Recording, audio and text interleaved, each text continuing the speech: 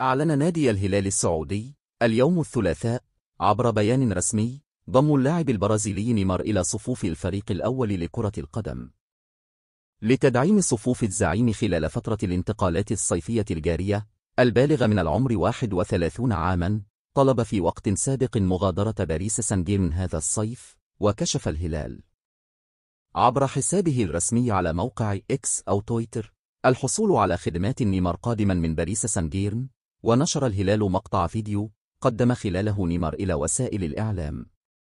وكان موقع ليكيب الفرنسي أشار إلى أن صفقة نيمار كلفت الهلال ما يقرب من 100 مليون يورو، ووفقا لصحيفة ليكيب الفرنسية فإن قيمة الصفقة تبلغ 90 مليون يورو، منها 60 مليون يورو رسوم انتقال و30 مليون يورو مكافآت. وسيتم توقيع عقد نيمار مع الهلال لمدة موسمين، وسيحصل على راتب سنوي يبلغ 100 مليون يورو. وكشف موقع فوت ميركاتو الفرنسي عن 4 مزايا في عقد البرازيلي نيمار مع نادي الهلال السعودي بالإضافة إلى عقده وراتبه السنوي.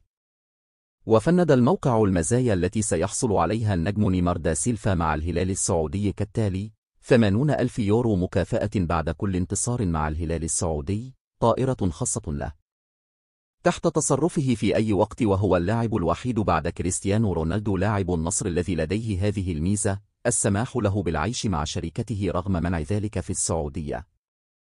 ومنزل ضخم مجهز بشكل كامل ولديه طاقم مختص بخدمته على مدار 24 ساعة، 500,000 يورو مقابل كل منشور عبر إنستغرام بشأن الدعاية للكرة والرياضة السعودية والدولة بشكل عام.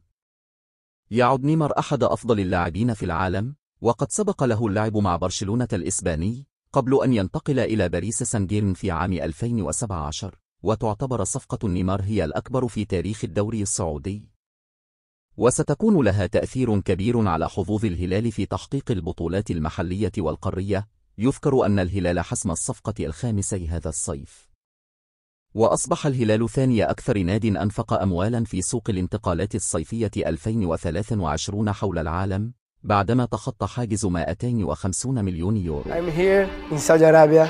I am Hilali.